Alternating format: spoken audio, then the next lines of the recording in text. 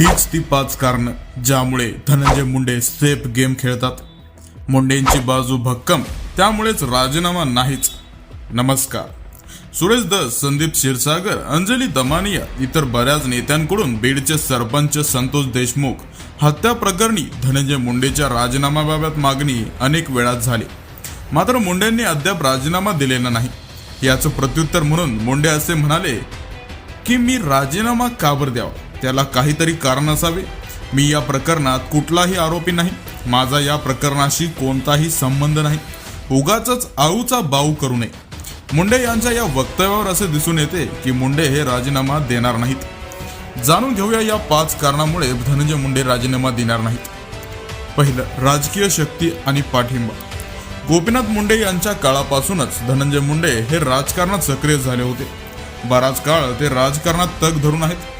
धनंजय मुंडेंना त्यांच्या पक्षातूनच बळकट पाठिंबा असल्याने ते राजीनामा देण्यास तयार नाहीत। त्यांची राजकीय ताकद आणि गटबाजी यामुळे त्यांच्यावर दबाव टाकणे कठीण झाले आहे। एवढेच काय तर अजितदादांनी धनंजय मुंडे यांच्यावर एकही शब्द काढलेला नाही, त्यामुळे धनंजय मुंडे यांचे राजकारणातील वजन दिसून येते। दुसरं, प्रकरणांचे राजकारणात रूपांतर। बीडमधील सरपंच संतोष देशमुख यांच्या हत्येनंतर धनंजय मुंडे यांच्यावर अनेक आरोप करण्यात आले। वाल्मिक कराड हे धनंजय मुंडे यांच्या निकटवर्ती असल्याने मुंडेंवर सरळ आरोप करण्यात येत आहेत, पण वाल्मिक कराड हा पोलिसांच्या ताब्यात आहे। त्याचबरोबर त्यांचे साथीदारही पोलिसांच्या ताब्यात असल्याने धनंजय मुंडेंच्या विरोधातील आरोप केवळ राजकीय हेतूने करण्यात आले आहेत, त्यामुळे ते राजीनामा देण्याऐवजी या प्रकरणाला सामोरे जाण्याची भूमिका घेत आहेत। तिसरे, स्वतःचे राजकीय अस्तित्व टिकवणे। राजकारणात कोणताही नेता असो, त्यांनी राजीनामा दिला म्हणजे त्यांची चूक कबूल केल्यासारखेच आहे।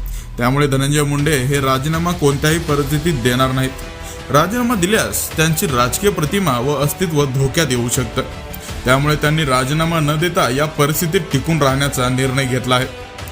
चौथं, पक्षातील अंतर्गत गणिते।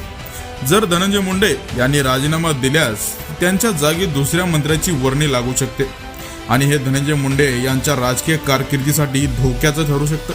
त्यांचं राजकारण संपुष्टात येऊ शकतो, त्यामुळे पक्षाच्या अंतर्गत गणितावर परिणाम होऊ शकतो। म्हणूनच धनंजय मुंडे राजीनामा देण्याचा विचार करणार नाही।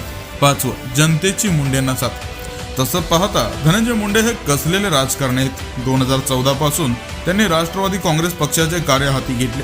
पुढे 2019 मध्ये विरोधी पक्षनेतेपद स्वीकारले। सध्या ते परळी मतदारसंघातून आमदार म्हणून निवडून आले। याशिवाय ते महाराष्ट्राचे अन्न, नागरी पुरवठा आणि ग्राहक संरक्षण मंत्री सुद्धा आहेत।